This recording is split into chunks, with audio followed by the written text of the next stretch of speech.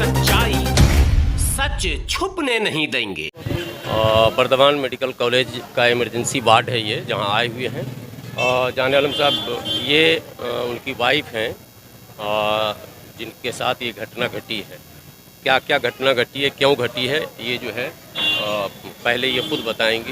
हिंदी आप बोल लेते हैं? बोल लेते हैं? বাংলা में बोलिए। ঘটনাটা কি ঘটেছিল? আমরা আমার ননদের বাড়ি যাচ্ছিলাম ঈদের আগের দিন চিনি সিমুই দিতে।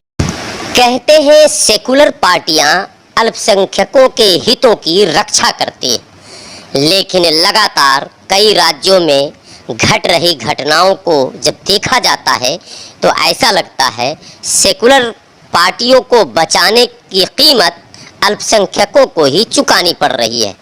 मामला वेस्ट बंगाल का। जी हाँ, पश्चिम बंगाल में टीएमसी की सरकार और टीएमसी को सरकार तक पहुंचाने में सबसे बड़ी भूमिका, यानी कि सेकुलरिज्म को बचाने में सबसे बड़ी भूमिका बंगाल के अल्पसंख्यकों यानी कि मुसलमानों की है। दुनिया जानती है कि मुसलमान दीदी के दीवाने हैं और दीदी को तन मन धन सब कुछ से सपोर्ट करते हैं। वोट तो एक एक करके दीदी को ही दिया जाता है, लेकिन बदले में क्या मिलता है? बदले में जान माल का नुकसान, मुकदमे, जेल और तरह तरह की मुसीबतें।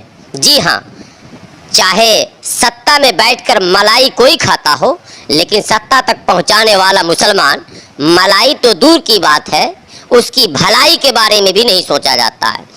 मामला पश्चिम बंगाल के बर्दवान ज़िला का है, जहां मनोहर सुजापुर गांव, जो कि गलसी विधानसभा और गलसी पुलिस स्टेशन के अंतर्गत आता है, वहां टीएमसी के सक्रिय कार्यकर्ता, जी हाँ, टीएमसी के सपोर्टर, वोटर, टीएमसी को सत्ता दिलवाने में अपना सब कुछ निछावर करने वाले स्वप्न मलिक का परिवार, जिसको बर्बाद अगर किसी ने किया तो इसका आरोप टीएमसी के विधायक पर है और टीएमसी के विधायक के गुंडों पर है। यह आरोप मैं नहीं लगा रहा हूँ, यह आरोप स्वयं स्वप्न मलिक नामक व्यक्ति, जिस पर जानलेवा हमला हुआ, उसके परिवार के लोग लगा रहे हैं। पहले आप ये सुने कि स्वप्न मलिक की पत्नी क्या कह रही है। আমি আর আমার 4 বছরের নাতি আমার ননদের বাড়ি চিনি সিমুই দিতে যাচ্ছিলাম আগের দিনে, ঈদের আগের দিনে রোজা খুলে। আসার পথে খানিকগুলো মোটরসাইকেলে করে আমার স্বামীকে সাবলে করে মাথায় বেরি ফেলে দিয়ে ছুরি, টাঙ্গি, কাটারি, তারপরে তরোয়াল দিয়ে ওকে একদম আমার চোখের সামনে ওকে মেরে বলছে, ওকে মারার কথা, আমার গলায়, আমার নাতির গলায় ছুরি লাগাইছে, বলছে তোরা যদি ই করবি, চিল্লাবি তাহলে তোদের গলা কেটে কেলেনে ভাসিয়ে দেবো। আমার চোখের সামনে আমার স্বামীকে ওরকম করে মারলো। এটা হচ্ছে পোতনার ওইখানে শিরোড়াই পেরিয়ে পোতনার ওই ফাঁকা গ্রাউন্ডটার কাছে, বলখেলা গ্রাউন্ড থেকে একটু এগিয়েছে। আমরা শিরোড়ায় গিয়েছিলাম, শিরোড়াই থেকে বাড়ি ফিরছিলাম 7টার মতো। ওটা কারা মেরেছে? দুষ্কৃতিতে মেরেছে আমাদের গ্রামের লোকই। রাজনৈতিক করে ওরা, ওই গোষ্ঠীদ্বন্দ্ব, ওই তৃণমূলই করে ওরা। হ্যাঁ, পার্থ আর এমএলএ আমাদের করে এই যে জাকির জনার্দনের দল। হ্যাঁ, এমএলএ গোষ্ঠীর লোকরা আমার স্বামীকে মেরেছে। আমার স্বামী এমএলএর সাথে করে না, ওই জাকির জনার্দন ওদের সাথে দল করে। হ্যাঁ, ব্লক সভাপতির সাথে দল করে। 100 দিনের টাকা, আমাদের 30 লাখ টাকা আমাদের গ্রামের লোকরা মেরে রেখেছে। তারপর গরিব মানুষদের ঘর ভেঙেছে বিজেপি করছিল বলে, তারপর ওদের জরিমানা করেছে, দিয়ে বলছে ওই টাকা দিতে হবে বলেছে বলে, ওই জন্য বলছে উজো অন্যায় করছে, অন্যায় প্রতিবাদ করছে, ওকে মার্ডার করে দাও। আবার বলছে ফুল মরেছে না হাফ হয়েছে, দেখ ফুল যেন মেরে দেওয়া হয় একে। আমাদের এমএলএ আর পার্থ আছে, আমরা দেখে নেবে, আমাদের পয়সা আছে, আমরা বাঁচিয়ে দেবো, আমাদের পুলিশ আছে, তাই বলছে। जी हाँ, ये मामला चांद रात का है, यानी कि जब ईद की तैयारी में सभी लोग लगे थे, स्वप्न मलिक का परिवार भी ईद की तैयारियों में लगा हुआ था और मोटरसाइकिल से बाहर की तरफ निकला था। उसी वक्त रास्ते में हमला होता है और हमला जानलेवा है। आप तस्वीर जो है वो विचलित करने वाले हैं, इसलिए नहीं दिखा सकता हूँ, लेकिन जानलेवा हमला हुआ और किसी भी तरह से ऊपर वाले ने जान तो बचा ली, लेकिन वो हमेशा के लिए नाकाम हो चुका है। स्वप्न मलिक की पत्नी अपनी व्यथा सुनाते हुए रोने लगती हैं और ये सूचना जब पहुंची तो दिल्ली तक पहुंची और ऑल इंडिया यूनाइटेड मुस्लिम मोर्चा की टीम सीधे पहुंची बर्दवान मेडिकल कॉलेज, जहां स्वप्न मलिक एडमिट थे। ऑल इंडिया यूनाइटेड मुस्लिम मोर्चा के राष्ट्रीय प्रवक्ता हाफिज गुलाम सरवर, मोर्चा के प्रदेश अध्यक्ष जाने आलम शेख, प्रदेश महासचिव और राष्ट्रीय सचिव महफूजुर रहमान समेत मोर्चा के सभी पदाधिकारी वर्धमान मेडिकल कॉलेज पहुंचे और स्वप्न मलिक से मुलाकात की। उससे पहले कि स्वप्न मलिक से मुलाकात होती और उस मुद्दे को उठाया जाता, मोर्चा के सभी पदाधिकारियों ने सभी क्षेत्रीय नेताओं से संपर्क साधा, लेकिन कहीं से भी कोई मदद की उम्मीद नहीं जगी। अचानक दुर्गापुर से भारतीय जनता पार्टी के प्रत्याशी, मौजूदा सांसद और भाजपा के वरिष्ठ नेता दिलीप घोष से मुलाकात और बात हुई। दिलीप घोष ने आश्वासन दिया कि ये अन्याय हुआ है और इसे न्याय दिलाने की लड़ाई लड़ी जाएगी। सो मोर्चा की टीम के साथ साथ वर्धमान मेडिकल कॉलेज स्वप्न मलिक को देखने दिलीप घोष भी पहुंच गए और फिर ये मामला राजनीतिक हुआ और मामला हाईलाइट हुआ और अब तमाम राजनीतिक गलियारों में ये चर्चा शुरू हो गई कि आखिर ये मुद्दा क्या है।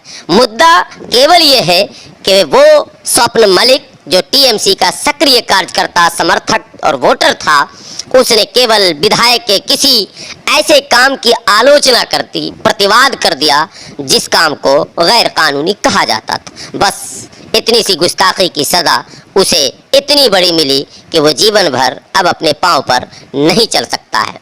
देखें मोर्चा के राष्ट्रीय प्रवक्ता हाफिज गुलाम सरवर ने वहां पहुंचकर क्या कहा। तो मैंने इसका पूरा डिटेल जानना चाहा।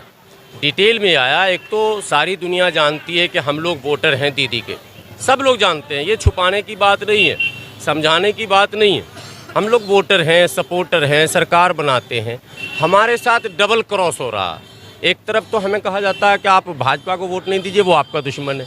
हम जिसको वोट सपोर्ट करते हैं, जिसकी सरकार हम बनवाते हैं, वो भी अगर हमको मारे और कोई पूछे नहीं। अभी बताया वाइफ ने इनकी कि कोई लोकल लीडर अब तक पूछने नहीं आया कि क्यों घटना घटी, कैसे घटी, क्या कुछ कंपनसेशन की ज़रूरत है, बच्चे क्या खा रहे हैं, कैसे रह रहे हैं, घर कैसे चल रहा है। ऐसी स्थिति हम लोगों की बना दी गई है। हम यही चीज़ सभी संगठन के लोगों से कहते हैं, पार्टी के लोगों से कहते हैं, और इसीलिए मैं हमेशा कहता हूँ, कबीरा खरा बाजार में सबकी चाहे खैर, ना काहू से दोस्ती ना काहू से बैर। हम क्यों लड़ते मरते हैं किसी के लिए? जिसके लिए हम जान दे रहे हैं वो तो हमें पूछ ही नहीं रहा, आ ही नहीं रहा, हमारी सूद नहीं ले रहा। और जिसको हम दुश्मन बना रहे हैं, अभी आपको मैं व्यक्तिगत सूचना दे दूं, अभी 5 मिनट में दादा आने वाले हैं, दिलीप दा। मैंने टीएमसी के जो उम्मीदवार हैं, मैंने उनसे भी फ़ोन पे बात की, कोई रिस्पांस नहीं मिला। मैंने और लोकल लीडरों से फ़ोन पर बात की, कई संगठन के लोगों से बात की, कोई रिस्पांस नहीं मिला, कोई जवाब नहीं मिला। फिर मैंने आखिरी में दादा से बात किया। दादा ने क्विक रिस्पांस दिया और कहा कि मैं इस मामले को देखूंगा, इसकी गंभीरता क्या है, क्या क्या होनी चाहिए, जांच की मांग करूंगा। और मुझे लगता है दादा 5, 7, 10 मिनट में यहाँ पर आने वाले हैं। उन्होंने आश्वासन दिया था मुझे, मैं उसी की वजह से पहले आ गया था और मुझे उम्मीद है कि ये मुद्दा उठेगा और इंसाफ मिलेगा। ये पूरी उम्मीद है मुझे, इस मामले में इंसाफ, और इसके इंसाफ तक हम लोग लड़ेंगे। यूनाइटेड मुस्लिम मोर्चा के प्रदेश अध्यक्ष जाने आलम शेख भी मौजूद रहे और जाने आलम शेख ने इस अवसर पर जो प्रतिक्रिया दी वो भी सुनने योग्य।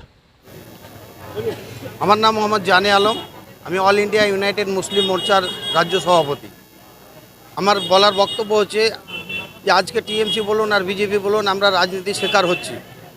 আমি মুসলিম হয়ে বলবো, মুসলিমদের তরফ হয়ে মুসলিমের প্রতিনিধিত্ব করার জন্য আমি এখানে এসে মুসলিমদের বলা বলছি। আর না আমি বিজেপির, না আমি টিএমসির, না আমি কংগ্রেস, আমি কোনো পার্টির নয়, আর না কেউ আমার বিরোধী। এটা বলে আমি মনে করি যে আমার কেউ বিরোধিতা নেই আর আমাদেরকেও বিরোধিতা থাকা উচিত নয়। আমি যদি কোনো পার্টি করতে গিয়ে সেই পার্টির যদি শিকার হয়, সেটা টিএমসি হোক বা বিজেপি হোক বা এনি পার্টি, এর আগে আমরা দেখেছি যে পার্টি করতো সেই পার্টির লোকের হাতে মার খেত। এর আগে শুনেছি কংগ্রেসের জামানায় যে ওই কংগ্রেস করলে কংগ্রেসের হাতে মার খেত, সিপিএম করলে সিপিএম হার খেত, আজকে টিএমসি করলে টিএমসির হাতে মার খাচ্ছে। তো কথা হচ্ছে আমরা চাচ্ছি মুসলিম সমাজকে আমরা বার্তা দেবো যে আপনারা এই মানে এই নোংরা রাজনীতি থেকে বেরিয়ে আসুন, এবং আমরা এটাই বলবো যে মুসলিম হয়ে মুসলিমকে হত্যা করবে, সে টিএমসি হোক আর সিপিএম হোক আর বিজেপি হোক, আমরা কাউকে দুশ্মন বানাতে গিয়ে, কাউকে বন্ধু বানাতে গিয়ে আমাদের মানে পদও যাচ্ছে, জানও যাচ্ছে, মালও যাচ্ছে, সব কিছু চলে যাচ্ছে। আমি এরকম রাজনীতি থেকে মুসলমান থেকে দূরে থাকতে বলবো। নইলে ভোট দেবে, তারা ভোট দেবে, কিন্তু এই নেতা হতে গিয়ে নেতৃত্ব করতে গিয়ে যদি মার খেতে হয় তো সেরকম নেতা আমাদের দরকার নেই বলে আমরা মনে করি। और अंत में भारतीय जनता पार्टी के वरिष्ठ नेता सांसद प्रत्याशी दिलीप घोष ने मौके पर संवाददाताओं से जो बातें कहीं वो भी हर हाल में सुनना चाहिए। लोग दलगत भावनाओं में डूबकर सच को नकार देते हैं, लेकिन सच का सामना तो करना ही पड़ेगा। सुने दिलीप घोष ने क्या कहा। তাকে রীতিমতো কোপানো হয়, গোটা গায়ে দেখলেন ব্যান্ডেজ আছে, পায়ের আঙ্গুল হাতের আঙ্গুল কেটে গেছে, গোটা গায়ে স্টিচ হয়েছে, গলাটা কাটতে গেছিলো পারেনি। এই যে নৃশংস রাজনীতি, নৃশংস হিংসা, তার প্রতিবাদ আমরা বারবার করে এসেছি। তার জীবন্ত প্রমাণ হচ্ছে স্বপন। ভগবানের ইচ্ছে বেঁচে গেছে, বেচারা রোজা শেষ করতে পারেনি, ঈদ করতে পারেনি, হসপিটালে ভর্তি হতে পারে। যারা ওদের নিয়ে রাজনীতি করছে মুসলমানদের, তারা কেউ দেখতে আসেনি, বরং ধমকাচ্ছে, কাউকে বলা চলবে না। আমি খবর পেলাম, আমি দেখতে এসেছিলাম, ওর গ্রামের লোকেরা ভর্তি করেছে, ওর বউ এখানে আছে চিন্তায়। অঞ্চলের নেতারা এসেছিল, অঞ্চলের নেতারা এসেছিল, খুবই গরিব, ঘর সংসার চলা মুশকিল এখন। তো এই যে হিংসা বাংলায় চলছে, তাতে গরিবরা, মুসলমানরা তারাই বেশি তার শিকার হচ্ছে। কাল পরশু দেখেছেন এক নেতা আরেক নেতার অনুগামীতে গাছে বেঁধে দিয়েছে। তো সাধারণ গরিব মানুষ কি বড়ে হয়ে থাকবে রাজনীতির? টিএমসির নেতারা যাকে ইচ্ছা মারবে, কাটবে, শেষ করে দেবে, কেউ কিছু বলতে পারবে না, বললে তাকে হসপিটালে পাঠিয়ে দেবে। এর চেয়ে দুর্ভাগ্যের কী হবে? তো আজকে আমরা সাধারণ গরিব মানুষ যারা অত্যাচারিত, আমরাও অত্যাচারিত, আমাদের কর্মীরাও তার সঙ্গে থাকছি। সে বেচারাকে দেখে গেলাম, আমরা তার সঙ্গে থাকবো বলেছি, তাই তাড়াতাড়ি সেরে উঠে এই প্রার্থনা করব। টিএমসির লোকেরাই মেরেছে, কারণ গ্রামের 100 দিনের কাজের টাকা চুরি হয়েছে, শৌচালয় আবাস যোজনা লুট হয়েছে, সে প্রতিবাদ করেছিল, তাই তার বাঁচার অধিকার নেই।